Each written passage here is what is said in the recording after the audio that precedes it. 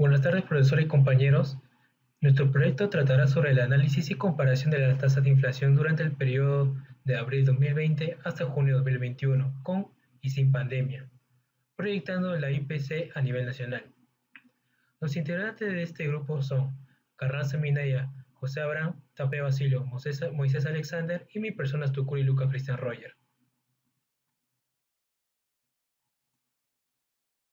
El contenido de este proyecto es la introducción, objetivos, metodología, resultados y conclusiones. A continuación daré pase a mi compañero Carranza para empezar con el contenido. Introducción. La presente pandemia de COVID-19 ha afectado diversos aspectos de la vida de las personas, ya sea la salud, la educación, las finanzas, entre otros. La economía es uno de estos aspectos. Debido a estos cambios ha ido variando el comportamiento o la toma de decisiones de los diversos agentes económicos. Y por ende también han ido variando los valores de los principales parámetros económicos o algunos de los parámetros económicos en sí. Podemos tener un ejemplo del Producto Bruto Interno o PBI, que ha disminuido considerablemente durante el periodo del inicio de la pandemia, o si no, la tasa de desempleo que ha ido en aumento. Es por eso que nosotros, teniendo en cuenta esto, hemos optado por analizar uno de estos indicadores económicos.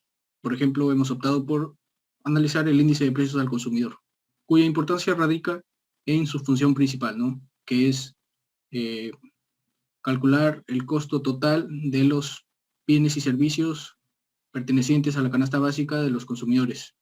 Y no solo eso, sino que también tiene otra función que podemos ver acá, que es calcular la tasa, usarla para calcular la tasa de inflación, ¿no? Podemos ver que la tasa de inflación de un año puede ser calculada como la variación del índice de precio al consumidor con respecto al año anterior.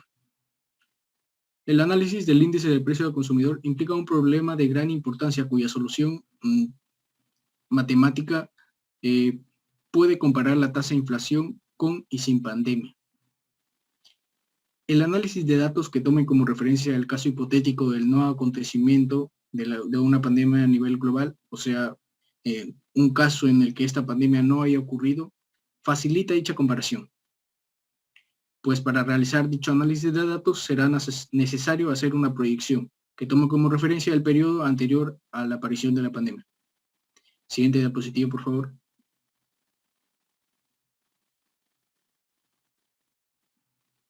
Para mencionar lo inicial, que pues un sustento sobre el cambio que ha generado esta pandemia, podemos ver data del PBI, o sea, de la variación porcentual del índice de volumen físico respecto al mismo periodo del año anterior, con respecto a este indicador económico o valor económico, donde se puede observar que a partir del segundo trimestre existe una disminución considerable con respecto al año anterior. Y bueno, es a partir de este periodo en el cual inició la pandemia, así que está sustentada esta parte. Siguiente diapositiva, por favor. Ahora, para hacer la proyección mencionada se hará uso de la ecuación de regresión logarítmica, donde la variable de respuesta o dependiente será el índice de precios al consumidor y la variable explicativa independiente será el tiempo, tomando en cuenta. Bien, uno de los problemas en el cual surge la medición del IPC son las tres siguientes. El primero es el sesgo de sustitución, el otro es medición de la calidad y por último introducción de un nuevo bien. En el sesgo de sustitución, como su propio nombre lo dice, trata sobre si un producto en una situación X aumenta su precio, habrá un claro efecto en lo que es la cantidad de consumo. Un ejemplo sería como el producto del pollo y el pescado. Si en una situación X el precio del pollo aumenta, los consumidores optarían por el consumo de pescado, por lo que la cantidad de consumo aumentaría en el pescado y la cantidad de consumo en el pollo disminuiría, esto afectando la canasta básica y por consiguiente el cálculo de la IPC. En la medición de la calidad, por si bien sabemos, una fábrica al sacar un nuevo modelo de un producto para el mercado, esto aumentaría su precio. También esto haría que los consumidores vayan a ese nuevo modelo, ya que hay un incremento de la calidad, pero la calidad no es medible, por lo que sería una difícil tarea en este problema de la medición de calidad, afectando el cálculo de la IPC. En la introducción de un nuevo bien, si una empresa introduce en el mercado un producto y este resulta ser innovador, la cantidad de consumo o de adquisición de este bien aumentaría, por lo que se incluiría en la canasta básica, afectando en el cálculo de la IPC. Otro problema sería la exactitud de datos. Como bien dije anteriormente, los problemas sucedidos para el cálculo de IPC afectaría en la exactitud de datos para hallar ya sea la tasa de inflación. Y el último sería el supuesto. Una observación con respecto a las limitaciones es que el hecho de que la proyección solo se trabaja en base a un supuesto, esto genera incertidumbre, es decir, esta fórmula que vamos a utilizar de regresión logarítmica no va a generar una totalidad, una certeza en cuanto a la proyección de los datos, sino una aproximación. Ahora mi compañero Tapia va a pasar a los objetivos.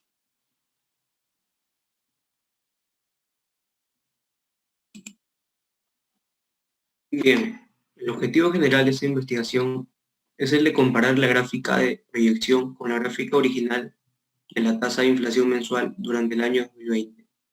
Para dicho fin, requerimos de los siguientes objetivos específicos, como el de calcular la ecuación logarítmica aproximada del índice de precios del consumidor en el periodo de enero de 2018 hasta marzo de 2020. También proyectar la tasa de inflación en dicho periodo. Asimismo, calcular la tasa de inflación con el IPC proyectado. Siguiente diapositiva, por favor.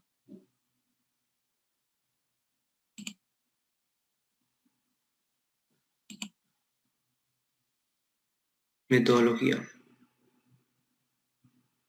La metodología aplicada es la siguiente. Inicialmente, se hace la búsqueda de los datos con respecto al índice de precios al consumidor a nivel nacional en el Instituto Nacional de Estadística e Informática, en la sección de estadísticas, principales indicadores y finalmente en la opción índice de precios al consumidor a nivel nacional, en la cual se puede apreciar la variación porcentual mensual, acumulada y anual de la IPC. Luego, se realiza una regresión logarítmica con el IPC en el periodo de enero de 2018 hasta marzo de 2020. Para ello, se implementa un programa en C++ en el cual se crearán funciones que serán útiles para la ecuación logarítmica. Estas funciones son la de sumatoria de logaritmos, suma producto de logaritmos y sumatoria de cuadrados. A continuación le doy el paso a mi compañero Carranza para que explique el problema.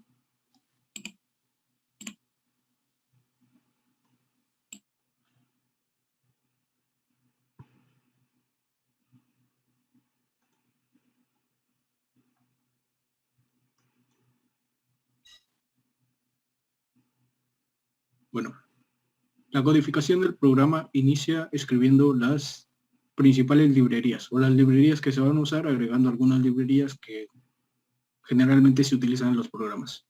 Comenzamos con estas librerías, van a comenzar con el código #include. La primera librería es IOStream, que permite digitar las principales funciones de entrada y salida. La siguiente librería es conio.h, que permite que utilicemos la función get. La siguiente librería es la función math, que contiene funciones matemáticas. La función studio.h, que contiene librerías estándar. stdlib.h, que se usa frecuentemente. windows.h, que vamos a utilizar para la función gotoxy. ctype, frecuentemente también. Y string.h, que se utiliza para las cadenas, el manejo de cadenas. Se escribe using namespace std para evitar escribir en cada instrucción de entrada y salida std. Ahora, las funciones. La función void gotoxy es en realidad un procedimiento porque no devuelve un valor. Sirve para ubicar el cursor de la pantalla de consola en cualquier lugar, en la posición que el usuario indique, que el programador indique. Esta tiene dos parámetros X y Y. Ahora, la función suma. La función suma va a ser utilizada para la ecuación de regresión logarítmica, donde podemos ver que el parámetro es de tipo double y la función también es de tipo double, y el parámetro es una función, un array bidimensional con tamaño con 12 columnas.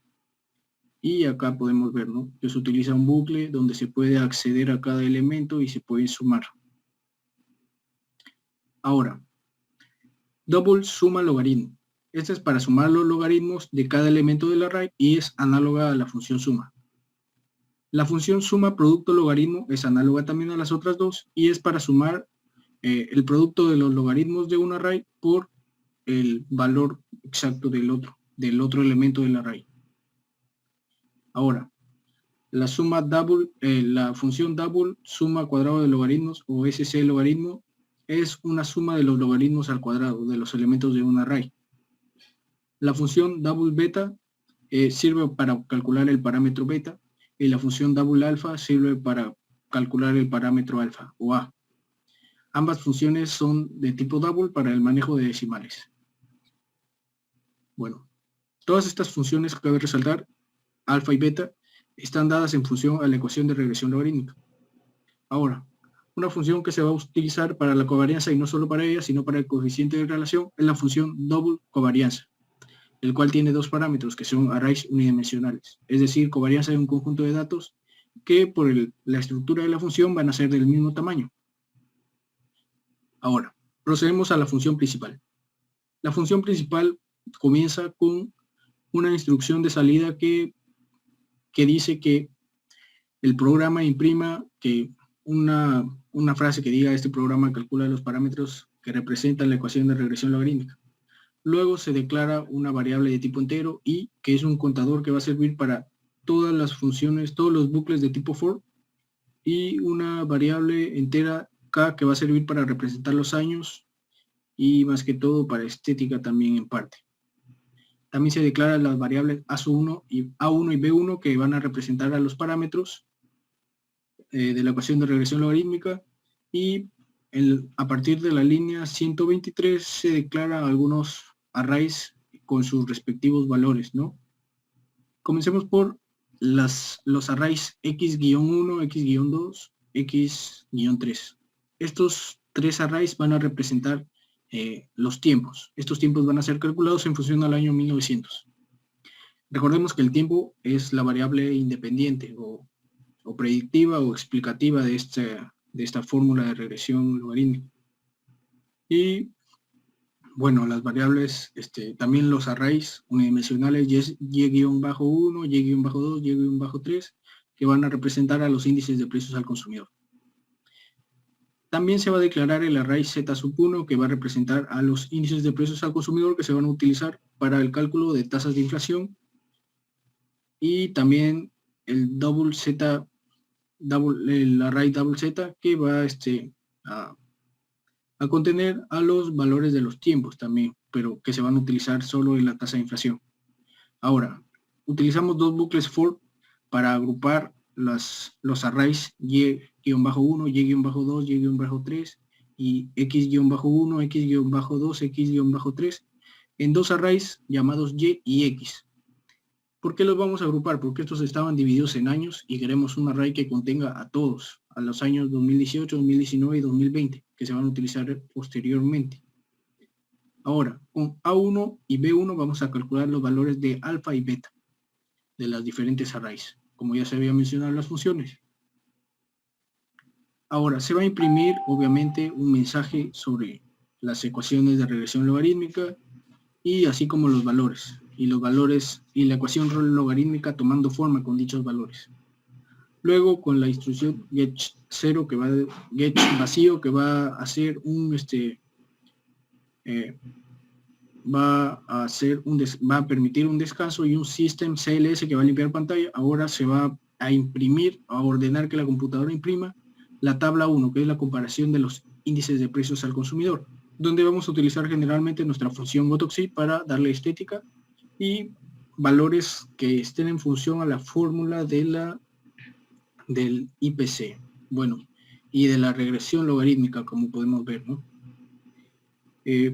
Bueno, y se hace el mismo procedimiento o casi parecido para la segunda tabla, que es la comparación de las tasas de inflación, donde se va a utilizar la fórmula de la tasa de inflación y la función Gotoxi, también haciendo uso de los tamaños de las cadenas para el cálculo, para la estética también. Finalmente se imprimirán, un poco más abajo, compañero,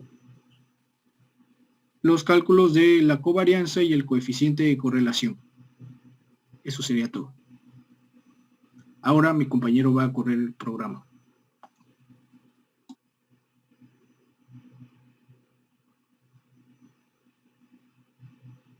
Bueno, ahí podemos ver que la ecuación de regresión logarítmica es negativo 3157 más 307.59 logaritmo natural de x. Siguiente corrida, por favor. La tabla 1, comparación de los índices de precios al consumidor. Acá podemos ver los índices de precios al consumidor proyectados y los índices de precios al consumidor reales, ¿no? Podemos ver que no hay una variación significativa, pero, siguiente corrida, por favor. Si observamos la tabla 2, que es la comparación de las tasas de inflación, podemos ver que en la tasa de inflación proyectada existen valores que van en aumento y un poco en disminución, pero en la tasa de inflación real vemos algunos valores que son hasta negativos. Eso sería todo por esta parte. Ahora le voy a dar el pase a mi compañero Tapia para que continúe con la explicación de la solución.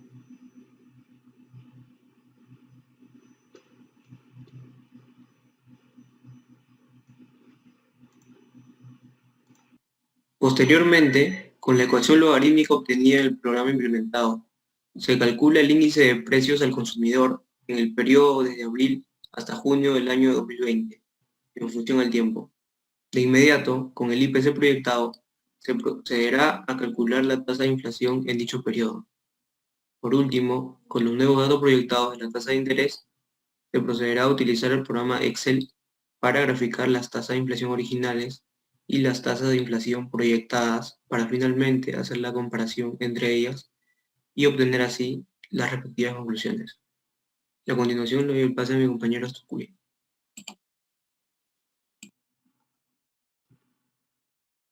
Bien, con los datos de la IPC nosotros graficaremos con puntos con la ayuda del programa Excel en el periodo desde enero 2018 hasta marzo 2020. Y una vez obtenida la función aproximada logarítmica del programa, procederemos a la gráfica de la función de la IPC desde enero 2018 hasta marzo 2020. Y una vez con esta función tenemos con las tasas de inflación calculadas, procederemos a la tabla de la IPC mensual y la tasa de inflación desde abril de 2020 hasta junio de 2021 proyectadas. Y con esta tasa se procederá a la gráfica de la tasa de inflación desde abril 2020 hasta junio de 2021 sin pandemia. Y adicionalmente se procederá a hacer la gráfica de la tasa de inflación de ese mismo periodo, pero con pandemia, o sea, la original. Y también con los cálculos obtenidos del programa, se tuvo que la covarianza es de menos 0,1494% en el periodo de abril 2020 hasta junio 2021. Y el coeficiente de correlación de la tasa de inflación en el periodo 2020 en abril hasta el junio 2021 resulta ser menos 0,24421%. Esto se, esto se interpretaría de que ambas gráficas tienen un comportamiento opuesto. Finalmente, al juntar estas dos gráficas en una sola, se concluye que la gráfica de la tasa de inflación proyectada tiene un comportamiento casi lineal, mientras que la otra tiene una gran dispersión de datos, inclusive llegando a que en el eje Y llega a ser positivo e incluso negativo en algunos periodos de tiempo. Esto es debido a que la pandemia tuvo un gran impacto en la economía del Perú, afectando significativamente en la producción de bienes y con ello aumentando o disminuyendo precios de la canasta básica de la población. Gracias. Gracias. Gracias.